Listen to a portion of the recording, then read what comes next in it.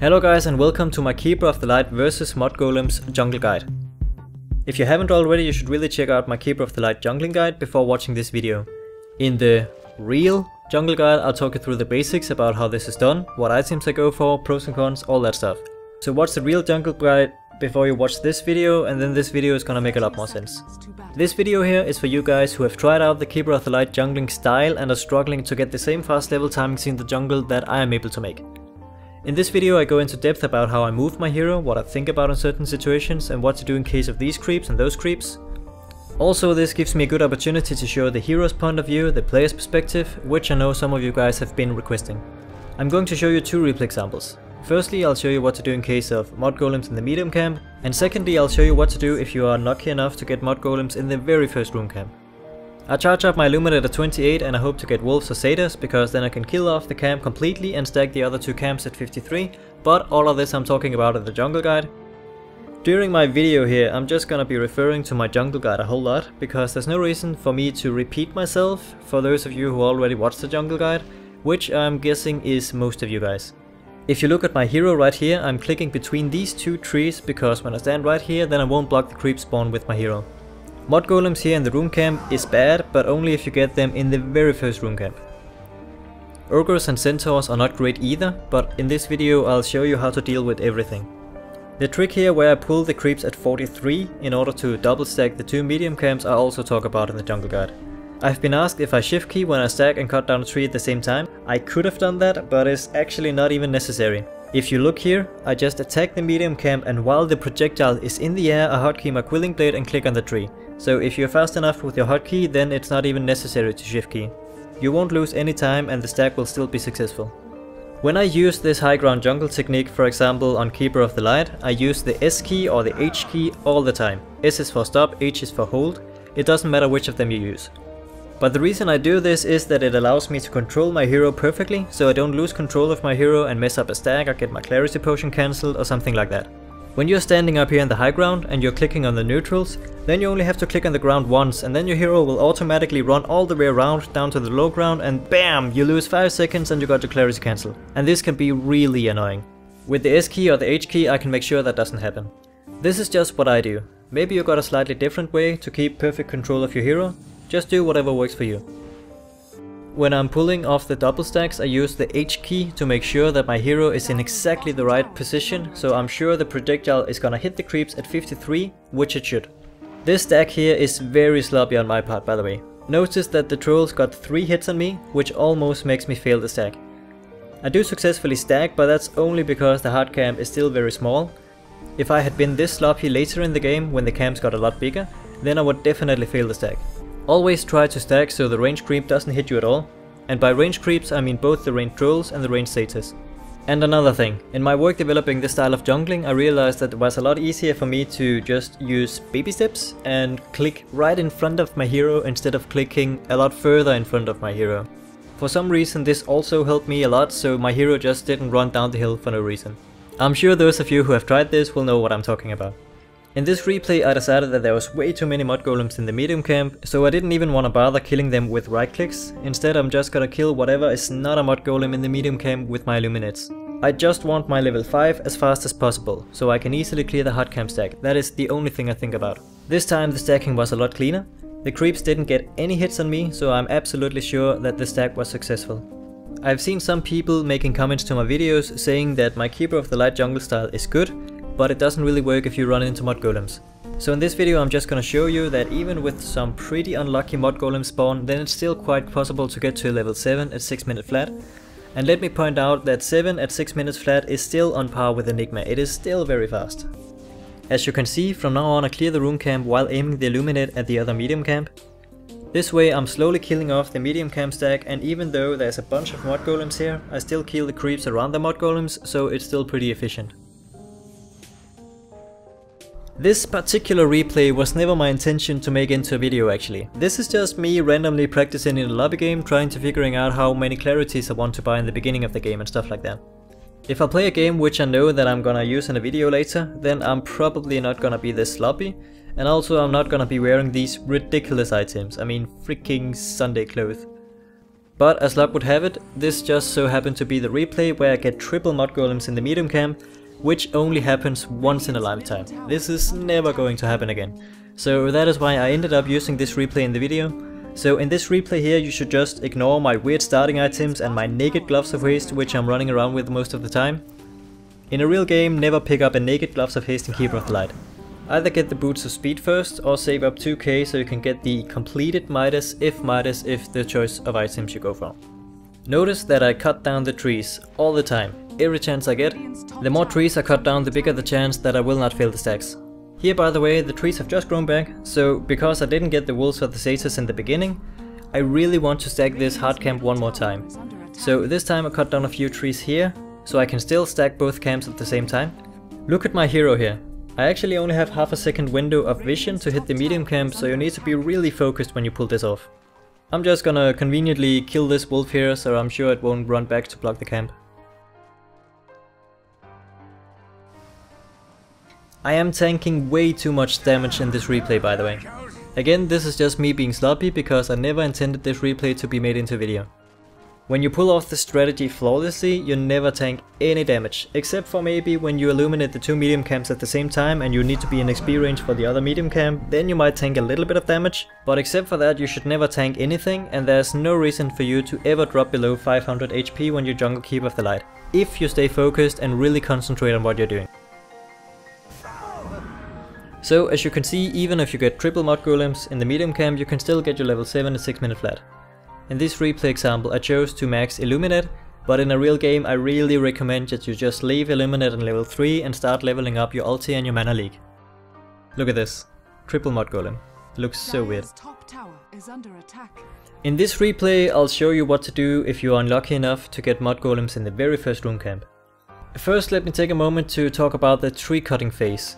I always cut down these trees and I always cut down these trees in this exact order. This is just what works best for me. I like to leave the two big trees in the middle because that gives me more time to cut down the trees underneath, and the more trees you cut down, the bigger the chance that you'll get a successful stack. The two trees in the middle I cut down later while I'm stacking, which I showed you before. In Captain's mode you'll have like 10 more seconds than I had here. In Captain's mode you'll have 1 minute and 30 seconds before the creeps spawn, so maybe you'll even have time to cut down the two big trees as well if you don't like cutting them down while you're stacking. And of course in a real game, hopefully you have a friend with tree cutting abilities so you won't have to waste all of your time cutting down trees. When the horn blows, this is when I move down to cut down the last 6 trees here. I charge up my Illuminate at 28 like always, and I'm wasting a bunch of mana here because I get Mud Golems. But as you will see, I'm not even gonna use my mana for a long time anyway, because I'm just gonna right click these golems. So by the time you need your Illuminate again, then you will have full mana, so wasting your mana here is perfectly fine. Again the same trick as before, I pull the creeps at 43, and then when they return to their camp I pull at 53, and then I pull the other medium camp at 55, while cutting down the tree, and then I run back. You can do this trick with any ranged hero, by the way. It doesn't really matter that I get ogres here, because the problem is still these Mud Golems. Notice that I'm only hitting the Mud Golems. In this replay try to notice my HP. When I saw that I got so many Mud Golems in the room camp, then I was like, alright, I'm definitely gonna use this in a video. So this time I'm a lot more focused and I'm not tanking any unnecessary damage. Look here, by the way, same trick as before, pull the creeps at 43, so you can successfully pull up the double stacks at 53, 55. Dire's bottom tower 53, 55. And here in a second you'll see that I get even more Mud Golems, which is really quite unlucky. 20% chance that you'll get Mud Golems the first time. The second time you can't get Mud Golems because they just spawned there a minute ago. And the third time is only 25% chance. So 20% chance and then 25% is very unlucky. And this is probably never gonna happen to you. Notice that I'm still only right clicking the Mud Golems. And also let me point out that it is only in the very first room camp that you can get in trouble with Mud Golems.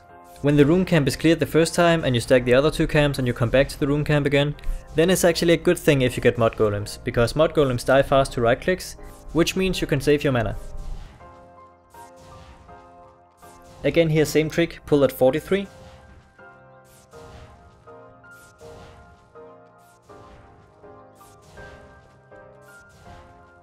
Pull at 53 from all the way up here, and 55. Yeah, but as I was saying, if you don't mess up, then you have plenty of times to clear the Mud Golems in between stacking the other 2 camps, so it's only in the very first rune camp you should be scared of Mud Golems in the rune camp. But now the Mud Golems are finally cleared from the first rune camp, so here I can finally clear the camp with 2 Illuminates, so the camp will be empty when I'm gonna stack the other 2 camps.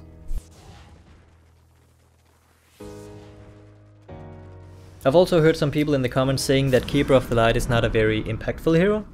Well, first of all, if you get your levels and Midas or Mechanism this fast, then yes, you can be a very impactful hero. I mean, if you do this right, if you get the right creeps, if you're left unattended, then you will be the highest level in the game, for crying out loud. And then it doesn't matter what hero you are, you will be able to make an impact. Secondly, I think some people are underestimating Keeper of the Light a little bit. I mean, with a Necro Book and Mana League, you can actually solo quite a bit of heroes one-on-one.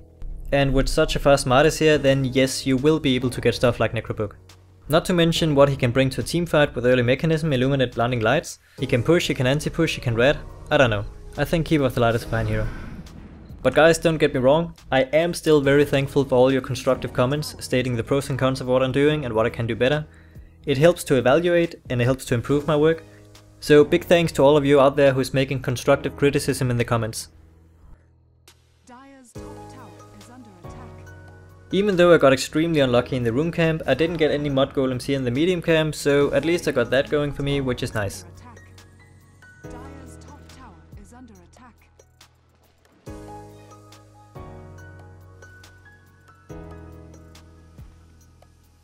Here I'm almost level 6, so my level 5 has not been a problem at all this game. The only real problem in this replay is that the hard camp almost isn't stacked because I ran into all that Mud Golem trouble in the rune camp. But I'm still choosing to clear the hard camp now. With Keeper of the Light you really want to start killing off the stacks and wrap up the jungle pattern right about when nighttime hits. If the enemy supports have been stack pulling to get their levels up, then they will start to gank when nighttime hits. So at this point you need to be in position to defend your tier 1 towers, counter gank, help your team, all that stuff. And remember, you do have a Smoke of Deceit, you do have a TP, so you can gank, counter gank, defend towers even before you finish your jungle pattern. Again, all this stuff about items and all that I talk about in the Keeper of the Light jungle guide.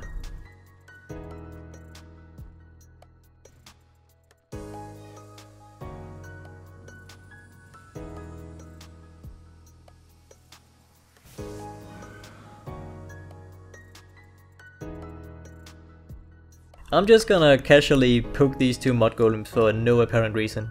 Because I already decided to stack the rune camp one more time at this point, so it's like, yeah, doesn't matter.